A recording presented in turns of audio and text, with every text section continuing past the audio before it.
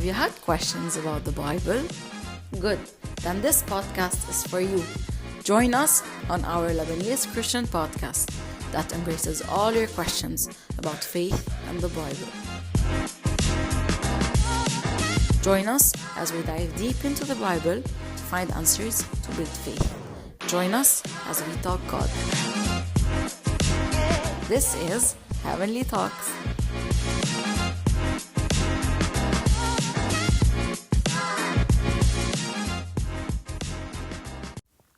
Hello everyone. Hello. Welcome back to our show. I truly missed you and it's been a while. We had to cancel the uploading of the last episode because of what happened in the country. We had different content prepared for today, but we had to change last minute to be more appealing to you or more close to you as listeners. So truly I tell you today that I have gathered all my energy, all my good vibes to be able to record this episode for you in the midst of everything that is happening in our region. And I know everyone who lives in Lebanon can feel a heavy burden on their chest, whether they are living in this war, living abroad, or even in the midst of everything that is happening. So today we will tackle 3 things.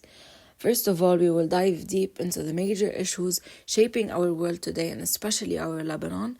And second, we will tackle how we can get closer to God in the midst of everything that is happening to us, how we can find hope in Him. And lastly, we will end it on a positive note with a passage from the Bible. So first of all, Lebanon has been in the headlines for over the last few years, grappling with political instability, economical collapse, regional tensions, wars, what was once known as the Paris of the Middle East. And truly I say this with an ache in my heart, has been marred with systemic corruptions, financial meltdowns, and most of all social unrest. Our families who are now sleeping on the streets without access to any proper food, water, clean water, healthcare, or any basics of the living. And I say this with a very grateful heart that I am able to sleep with a roof over my head. Also, I feel this guilt. And I know that all Lebanese feel this guilt. All Lebanese who are safe, who know their families are safe, they still have their homes, they still have access to clean water and food and love, are feeling this guilt.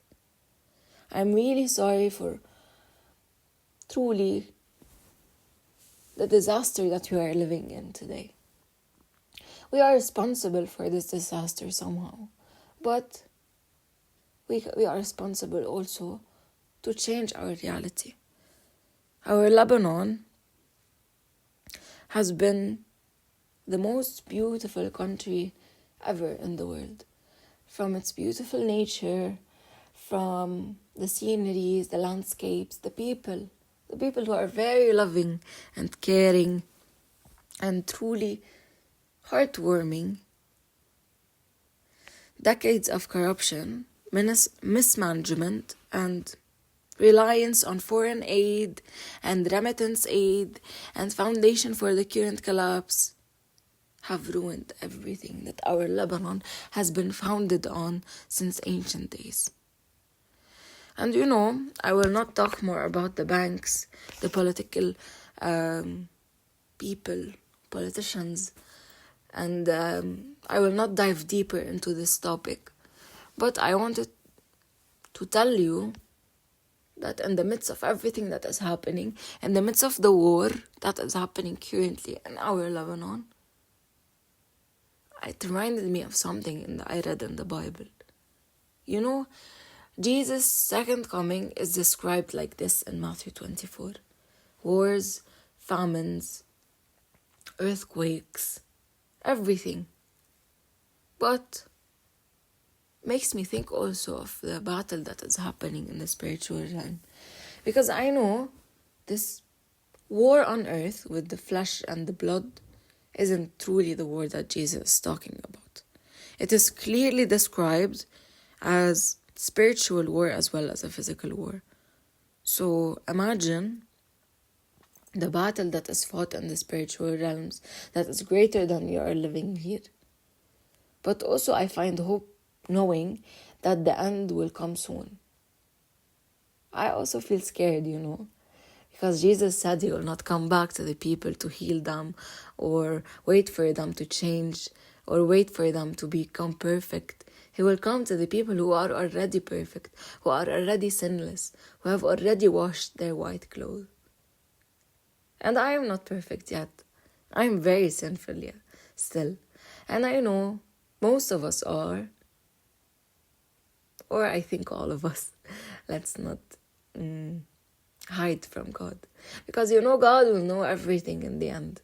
And Jesus will come back to bring salvation to the people who are waiting for him. And I want to be a person who is perfect in the eyes of God, sinless, who is able to receive the salvation that Jesus is bringing. But what if I don't know what everything is talking about in the Bible? What if I don't understand this war spiritually and physically? What if I don't understand every parable that Jesus has spoken in the Bible? I think this is far more dangerous than the wars we are living now. And this have been proven over the past episodes that we have been speaking and tackling this issue over and over again. And honestly, made me remember something. In the first episode we recorded, me and the first teacher, we were tackling this issue about wars and how God was not present in this world that is corrupted. But also there's a verse in the last book of the Bible, specifically before the last page, Revelation 21 verse 4. And it says that God will come back to his people. He will come down to his people. He will dwell with them and he will be their God. God will be our God and he will wipe every tear from our eyes. There will be no more crying, no more mourning, no more pain, no more death. Every bad thing of the world will disappear. Because this is just a proof that God isn't dwelling with us. And when he will be, we will only live. So, what I think we should do now is find hope in knowing that God has made a way for us to understand. God has given us this plan of recreation, this Bible which is holding many, many secrets, also many, many parables. I know that we are very scared. I know that we are very attached to our Lebanon, that we ache from the inside for our country. But if we truly want to save ourselves in this time, we should find comfort in God. But not only find comfort, also fear God. Because the end days are just here. It's here. The end is here. We cannot be relaxed at this time. We cannot be just fearing the world. Because, I think this war is just a result of everything that has been compiled over the years from the devil. And no one can be persecuted or killed or even attacked if they are not fighting on the side of God. And this has been proven over and over again in the Bible. You can read. So here's the deal. I will explain to you. As soon as you decide to say yes to God, you can expect opposition from the devil. You can expect confusion, chaos, doubts to bombard you. And if I've learned anything over the past 30 years, is that the enemy, the devil, or Satan, will leave you alone when you're doing nothing. When you're doing exactly nothing, expecting nothing, or believing for nothing, or pursuing nothing. The moment you decide to step up and into the will of God for your life, because God has prepared a plan for all of us. And when you decide to step up to claim this, all hell will break loose on you. The enemy wants to thwart God's purpose. He wants to stop the work of God before it ever gets to the ground. And he will try to intimidate you, discourage you, wear you down, so that you will give up and stop contending for your promise. Stop believing in the promise. So here I want to encourage you to get back up, to keep going, to never give up. The situation that is happening in Lebanon is just as a result of us giving up on God. So let's keep going. Let's get back up with one hand, with God on our side. We can overcome and we will prevail. We will fix our eyes on Jesus and on our God, who is the author and the finisher of our faith. At this time, there is nothing more to do except to put on the full armor of God, to be strong in the Lord and in His mighty power, to put on His full armor so we can take our stand against the devil's schemes. In the Bible, Ephesians 6, it's exactly written that our struggle is not against flesh and blood. Our war here is not against flesh and blood, but against the rulers, against the authorities and the powers of the dark world, against the spiritual forces of the evil in the heavenly realms. Therefore, He commands us truly to put on His full armor. So when the day of the evil come, which is these days that we are living now, we may be able to stand our ground.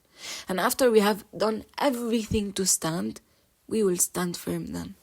With the belt of truth buckled around our waists, with the breastplates of righteousness in place, and with our feet fitted in the readiness that comes with the gospel of peace. This is exactly a command from the Bible. In addition to all of this, we must take up the shield of faith, with which we can extinguish all the flaming arrows of the evil one. And lastly, the helmet. We must put the helmet of salvation and hold the sword of spirit, which is the word of God. The word of God is our sword.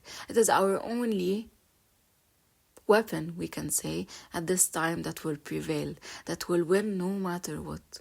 With God on our side, we can forever win. But God is not just a genie in a bottle. We must pray for God with a genuine heart, rely on Him, and wait for Him to do His work. I think that was it for our episode today. It was a short one, but hopefully you will feel it in your heart. This is my only hope. And hopefully next time we record another episode, our situations and conditions in Lebanon will be better. And hopefully I'll see you in a good way in the next one. Bye! As we come to the end of a very insightful episode of Ebony Talks, thank you for tuning in and lending us an ear. If you liked the episode, don't forget to subscribe on all our social media accounts, and your feedback is greatly appreciated for improving our podcast. Hit us with any questions you have or any topic suggestion. Until next time.